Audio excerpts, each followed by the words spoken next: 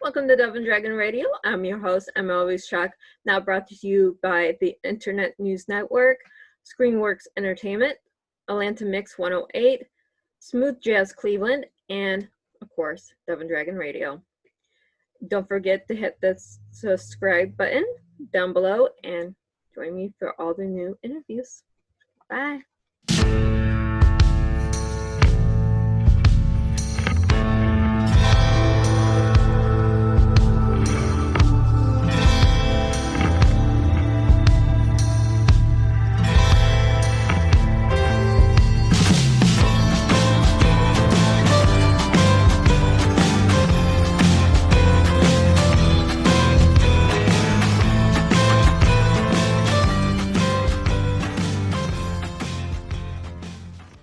Welcome to Dove and Dragon Radio. I'm your host, M.L.Ruscsak. I'm here with TAETRECE Harrison and her wonderful book, Witch Hunt.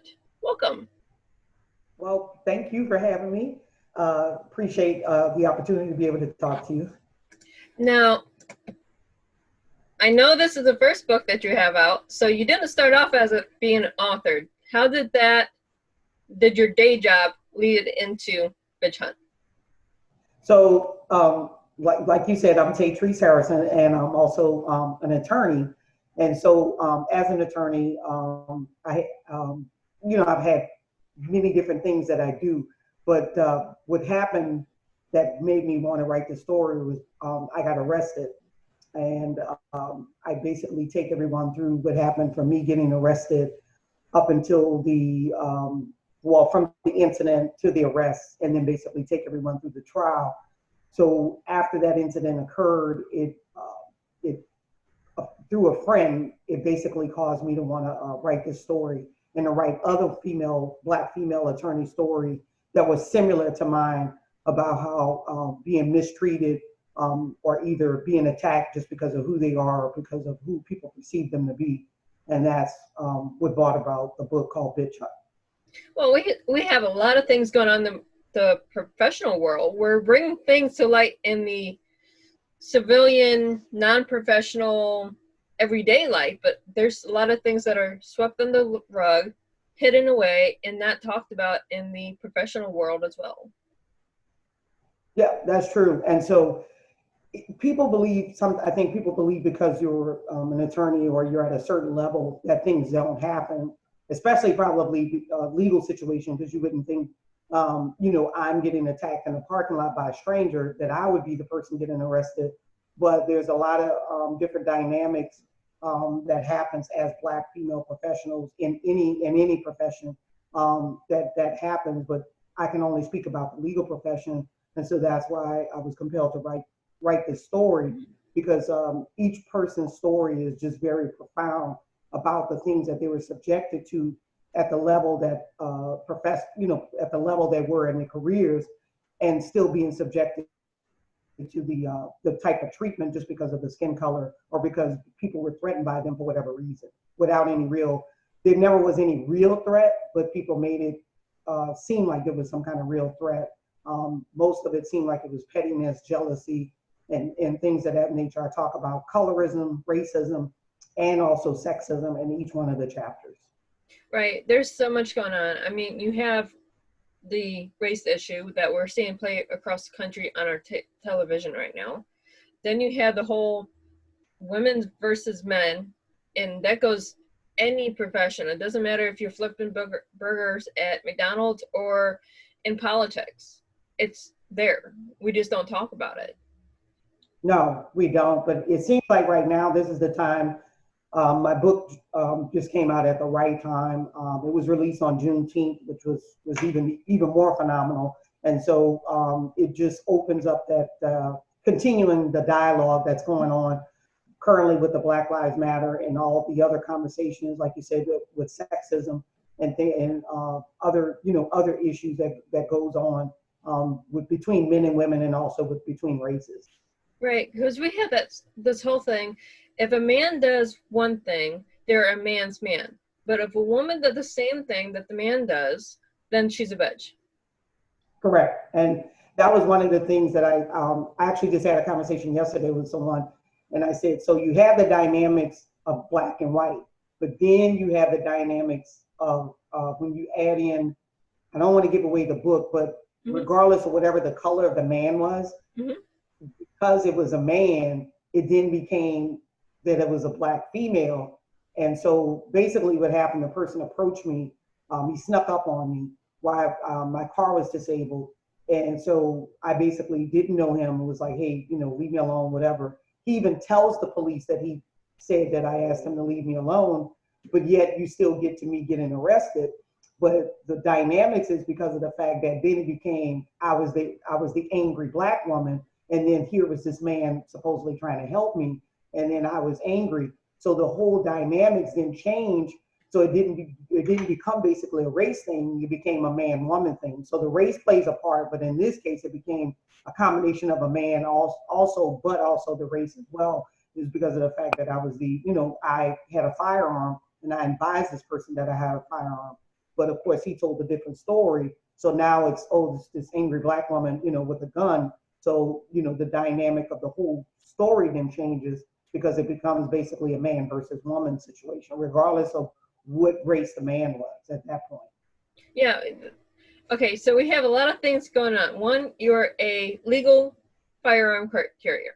So that plays against Right. you in a lot of different places anyways, just because you have a Right. firearm. Oh no, we can't trust a woman with a firearm. And then you have the Right. whole woman who's mad that has a firearm. Oh no, we can't have that either. But if you put a man in the same situation, oh, that's perfectly fine. Oh, you don't need, Oh, he oh, was okay, defending himself. fine. So it's a completely different dynamic, and a lot Right. of people don't just take away the race for a second. This is across the country. Women, doesn't matter if you're Latino, white, whatever. You take away the race for this one instance. If you have a firearm, you're automatically labeled, oh no, you can't have that, or why do you need one? You need a man to protect you. Correct. Yeah, see, if the man is exercising his Second Amendment right, he has that right to do so. But the dynamics does play a race does play a factor in it because really when you look at it, the brunt of everything that happens. So we were talking about um, oh shoot, I can't think of his the George Floyd situation, along with the Breonna Taylor situation. Her incident, if I believe, or her death, are happened before his, but you don't really hear her story being spoken about. Her story didn't get talked about until way after his Yeah. story, his incident, the death rather of him that occurred. So there was more conversation about George Floyd than there was about Breonna Taylor. Why? Because she was a black female. The black female are at the bottom when it comes to these types of things. And still today, there hasn't been any justice brought to her situation. But because of the fact that it's a black female, of course, it had it been a white female, totally different story, totally different situation. White male again. But and even with George Floyd, he's even getting some recognition. But with the Breonna Taylor, there's barely any mention of that story. It's only being mentioned by people, that want the justice, like myself or like yourself or other people that are talking about it. But mainstream social media, mainstream media is not talking about it, and there hasn't been any discussion about bringing those people to justice. Why? Because Breonna Taylor was a black female, and although she had professional job, she was in her home legally, and all of that stuff, and the police clearly were wrong in what they did. There's not really a whole lot of discussion about that. Why? Because she's a black female. So there's that. Oh well, she must have been doing something, or oh they probably were there because she was this. Then people start to then try to give these explanations as to why, and not look at the fact that this was wrong and this is why it was wrong. The narrative is then try to change because she's a black female. Yeah, I seen this when I was doing a radio show about Brianna, and it's just, why don't we have information? I was trying to find information to do this actual radio show. It was for a uh, political stuff going on with George Floyd, Breonna Taylor. There's a whole list of them that we did, but I was Right. having a hard time finding anything up north, because that happened down in Atlanta, about the case. There is nothing. Right. And it's And that's my point. very hard to do a radio show as a journalist, as a host or anything without all the information that you need. Correct. And that's the thing. If you have a black female that goes missing, there'll be very little information about that. But if a male, and regardless of race, if a male is missing, it'll be all over. It'll be talked about. White female, of course, it'll be talked about. It'll be highlighted. Black women we're the ones that take the brunt of everything. We're the ones that are holding everything together. But then when it comes time to us getting any kind of assistance or any kind of help, we're then, labeled as a bitch.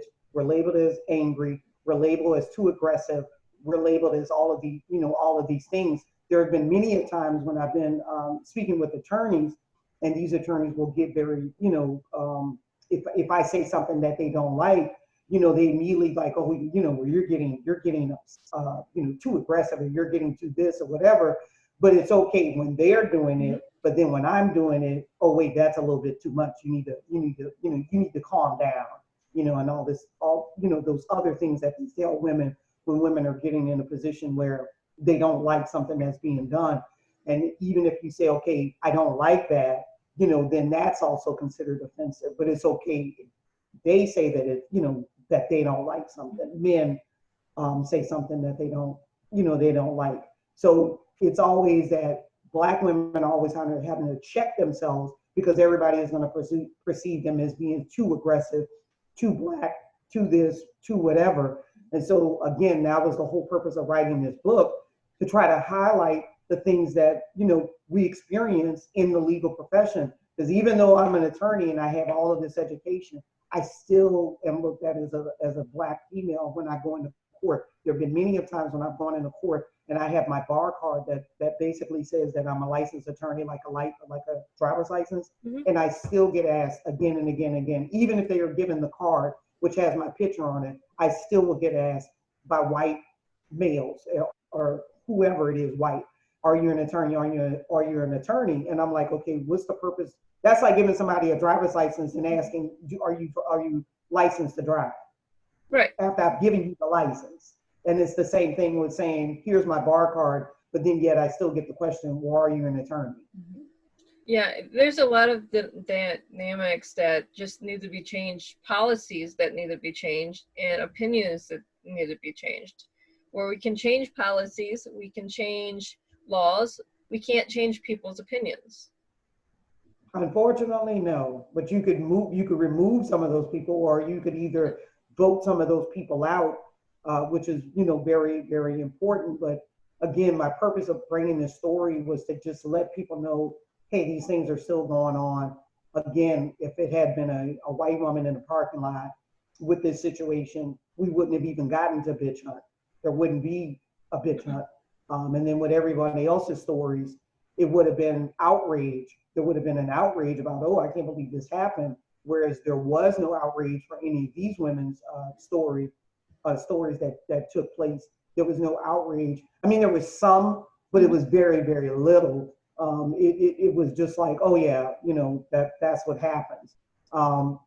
If it had been a situation where, I even told the person, I said, had the story been flipped and say I didn't have the firearm to protect myself, and this person wound up doing something to me, that story wouldn't have even made the news. It wouldn't have even been talked about. But me defending myself made the news. See, that made the news.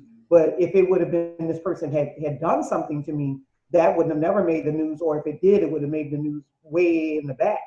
Whereas my story, of course, was highlighted all over social media. When the arrest took place, that was all over social media, all over the news. Now, when I got, well, I don't want to tell that part, so you have to read the story. But to find out what happened with the trial, and then you'll find out what happened with that. I don't want to give too much of the story. No, you don't want to give away the story, because then why do we read the book if you give away the story? But at the same time, what other books are you working on that we can discuss? So there, kind of keeping with the theme of the legal area, I'm writing a book on corrupt judges. So that book will be out. I'm working on that now. I'm actually hoping to have that out by the end of the year. So that's going to be called The Wrinkled Robes. So that's going to be about different judges that have gotten into trouble for various reasons, and just kind of doing the research on a lot of these judges. A lot of these judges are very, very well educated. They're very well Connected.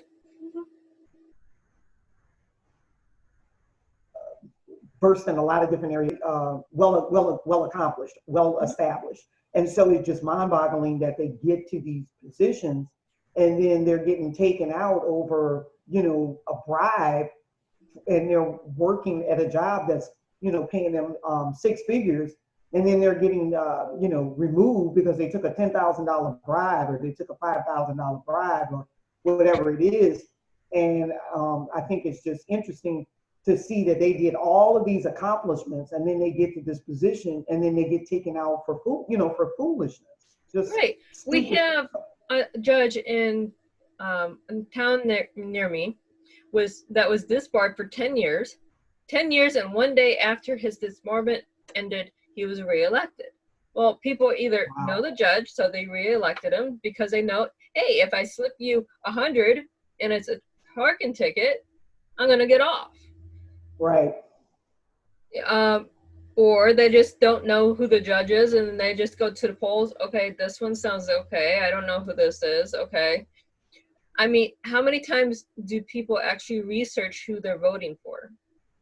They don't, and especially judge races. Yeah. Especially judge races. A lot of people, the only time people will pay attention to the judge is when they've actually gone before that judge, or they happen to know that person, or someone has told them about that person. Like, we have an election going on right now, and due to COVID, really, but even if it wasn't COVID, the race was supposed to have happened in the spring, and it got delayed because of the COVID situation. So it got moved to right now. Well, we have the fall elections going on, and then this other election that's going on in between that no one is paying attention to.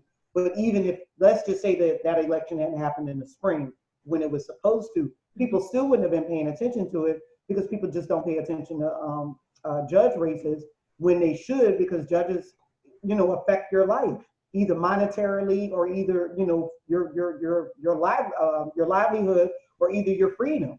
So those are two important things when you're talking about your finances, and then your life, your freedom of being able to be out and amongst people. So those two things are very important, and you think people will pay attention to it, but unfortunately they don't, until it affects them.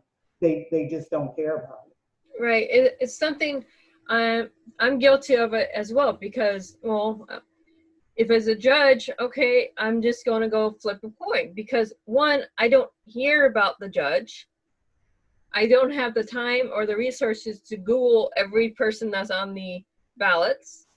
Right. And it's just, we don't hear enough to make an informed decision. We're trusting that the people on there are above the board, and that they don't have criminal records for taking bribes. No, that's true. I know some of these judges that did get disbarred, they wound up getting their license back. I mean, I don't know, why they were able to get their license back. I would think that if they did something, disrespectful as a judge, or inappropriate as a judge, or any type of fraudulent activity as a judge, I would think that would make them not a good attorney. But I don't control the Louisiana bar, so they make those decisions, and there have been those judges that have gotten their license back, and now they're practicing as attorneys. And people may or may not know the fact that these people got into trouble, unless they Google them. You may not know about it. I know one of the judges that I'm researching, she ran multiple times, and I mean, she was well accomplished. A lot of accolades, was licensed in a couple of different places. And so you would think somebody that's licensed, say, in this state and this state, she's got like all of these licenses. It's very difficult to get up to, to pass the bar exam. So to then do all of that and then to finally get the ring and then to like, just jack over the ring for no reason, it just makes no sense. Or for the pettiness reasons that they're getting in trouble, it just makes no sense. And so, as I'm writing these stories and Yeah. researching each one of these people, it's just mind-boggling. But what I've come to realize is that I believe that the reason why they continue doing what they're doing is because they've been getting away with it. And then finally, when they get to that level, I guess, they think that they're above the law, and then finally they get exposed. And so it's people like you that's like, well, how did they get to this point? How did they get there? Was because of the fact that they've been doing it all along. No one said something, or people didn't want to say something for fear, a reprimand or whatever, or ridicule. And so it took them getting to this level for them to be exposed. But it's horrible for the public, because now the public has been subjected to this when the public shouldn't have. But where do you stop it? It starts it starts way back then when someone should have said something. But people as we know, people don't always speak up when they should. It's not until that person has been exposed publicly, and then you have a line of people saying, well, yeah, I knew about this, I knew about that. And it's like, why didn't you say something earlier? Well, people were afraid to, because they don't want to get accused of not liking this person, or either deemed to be some kind of a troublemaker because they were telling the truth about whatever that person did. Right. We're getting into the point of society where perception is truth and real truth is suppressed. Correct. And that we have the social media, so anything that's on social media is 100% accurate. Anything that's on the news. Scary. Yeah, which is scary. Yeah. Anything that's on the news, if you watch the same station all your life, you're only going to watch that one station because they're 100% accurate in what they're telling you. We don't have true journalism anymore. I mean, true. Seriously, we have our media is now, they give you the story, you read the story, you form an opinion of the story, and the opinion is now truth. Correct. That I mean, that's sad, but that's absolutely true. I actually kind of in the same lines of what I was just talking about, people not coming forward. I was just reading, and I don't know if you've been paying attention to all this stuff with the Ellen DeGeneres, and she's been on the air since 2003, and so now all these stories are coming out about the fact that there's been this toxic work environment. She was, allegedly she was aware of it, and all this other kind of stuff. And as I'm reading this stuff, I'm just like, it's sad, because these people who allegedly said these things happened didn't feel that they could come forward to say that, and that this has been going on allegedly for a long, long time. Mm-hmm. And it's just kind of mind-boggling, to know that the possibility that these things have been happening. But it goes back to the judges about people knowing things about situations or people and afraid to come forward. And this thing, goes on for a long time, like with some of the people who I'm writing about, where these people, it was like 10 years, 15 years that these people have been doing these things. And it was a well-known fact, but no one would step up. And it's similar to this story, reading the same story, where people have known about these for years, but people were afraid to step up because they didn't want to get, retaliated against, mm-hmm. or they don't want to be told this, like I said, to be a troublemaker. And so it seems like that's that, I don't know, it's that mindset, or that thing that everybody does in all of these different areas of work, or different places where they're interacting, where they don't feel like they are comfortable to come forward, or to tell exactly what's going on.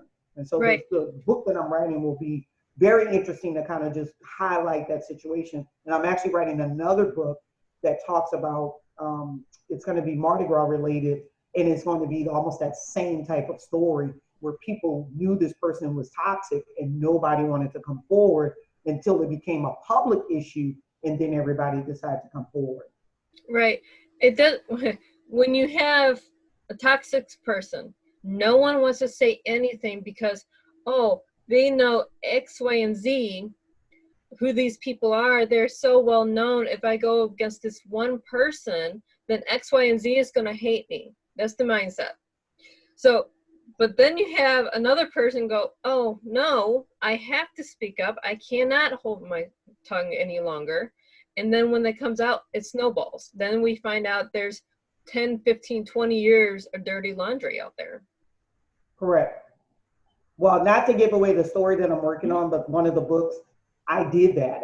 When I learned what was going on within this particular organization, I did, because and it's my ethics, my integrity. There's just certain things I'm not gonna be a part of, and I didn't want my name or anything with me associated with it. So I did speak up. And when I did, no one basically was like, you know, not necessarily I needed them to be there to say, yeah, you're right, but there was silence when it came to that. And it's only recently now that this person is being exposed. But again, I can't get into all of the particulars because I don't want to give away my story. But it was once the person publicly was exposed themselves, then you have all of these people saying this and this and this. Well, I said that 5 years ago, but nobody wanted to listen.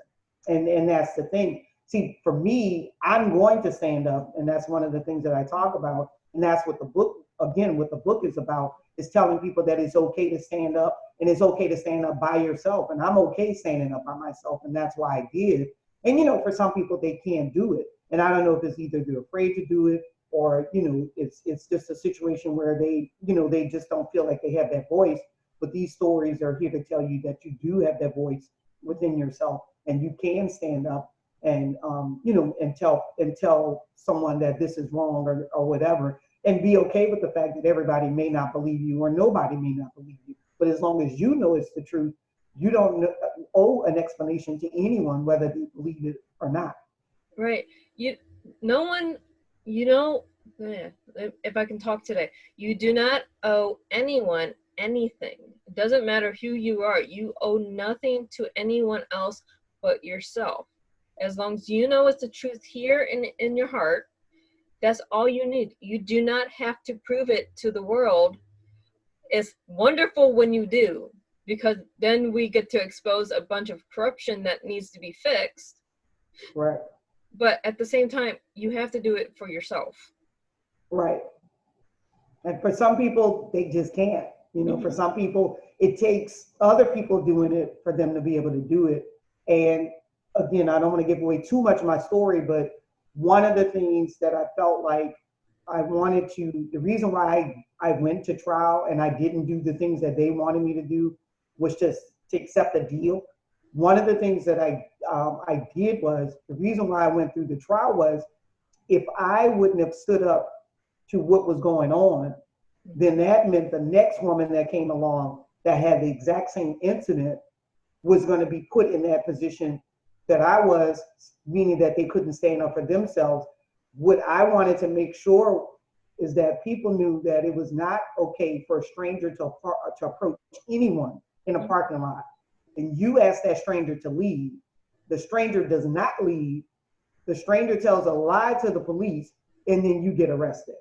That scenario, none of that scenario should ever happen. So my purpose of actually standing up against this whole thing was to let someone know that it's not okay, and that you are right, and don't let them think that you are wrong, because that sounds crazy that someone that you didn't know can tell a story and say that, oh yeah, she said leave me alone, but then yet I'm the one going to jail. That doesn't make sense, and right. And it's wrong. And that's why I stood up, and I want other women to know that they can do that as well. Right. And this could be a lesson. I mean, you can read the book and get all your story and everything else, but if you take it out and take it as a lesson to stand up for yourself, just that one lesson, that can be implemented. Correct. If you're in an abuse situation, that can be implemented in a harassment situation, that can be implemented in so many different things in our lives day to day.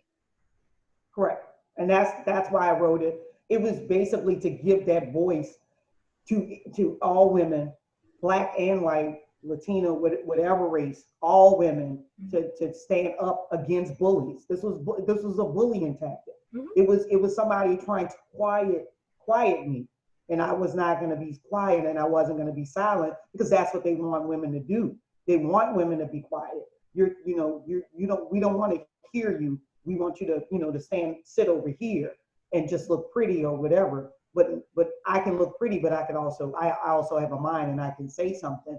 And Right. so it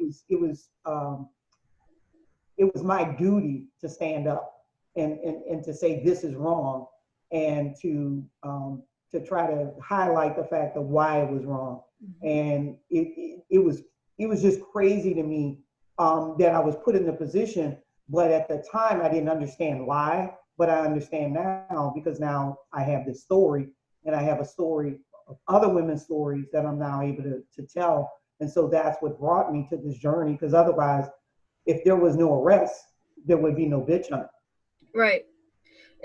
You have to see, this is what sucks. You have to arrest the right kind of wrong person to expose a lot of injustice, because the right wrong person is going to go, oh, this is not going to end well for you.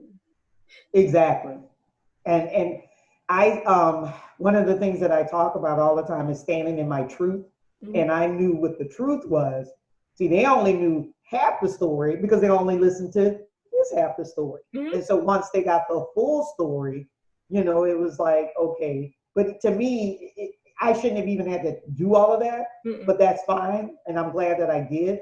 But the things that he said enough to the police shouldn't have never warranted to me getting arrested, by him giving his false statements, and me falsely getting falsely arrested, because he basically told on himself when he said, oh yeah, I didn't know her, and oh yeah, she told me to leave her alone.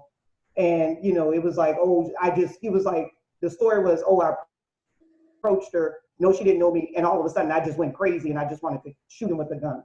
And the crazy thing was, if that was true, the person wouldn't have been there to tell the story.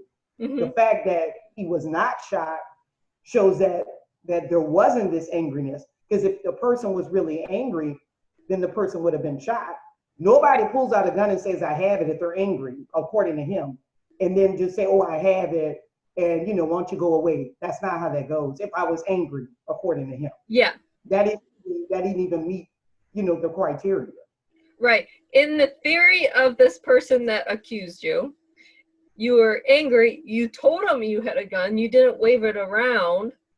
But that's what he said. Yeah. He said that he walked up and was like, oh, can I help you? And I just went, get away from me, and grabbed the gun, and I started waving it around. Yeah. Okay.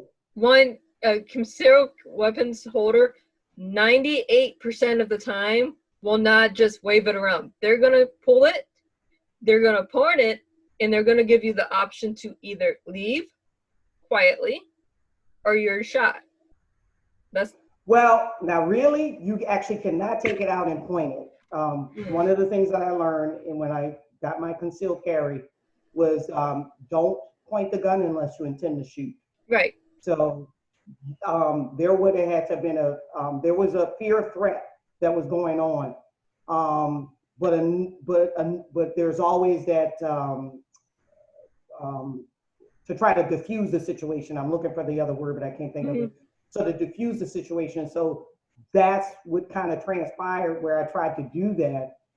Basically, I announced that I had it. There was never a presentation of the firearm making its presence in his case, as he claimed, but that was the story.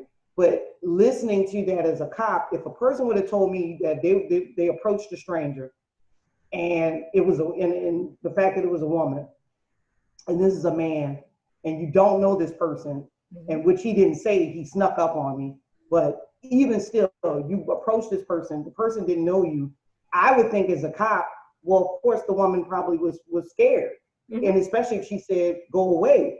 So how do you then get to the other stuff? And that's how you know it's all about, the race situation, or you're trying to do that, because you should never even get to the female. The whole conversation should be directed at that person. Well, okay, you were a stranger.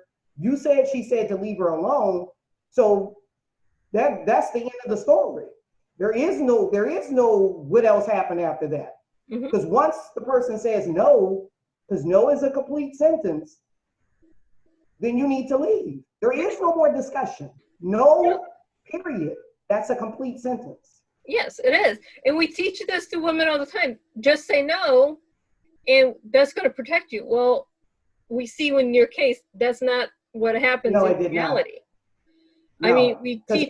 Actually, oh, go ahead. We teach women that a restraining order is going to protect you. Well, it doesn't.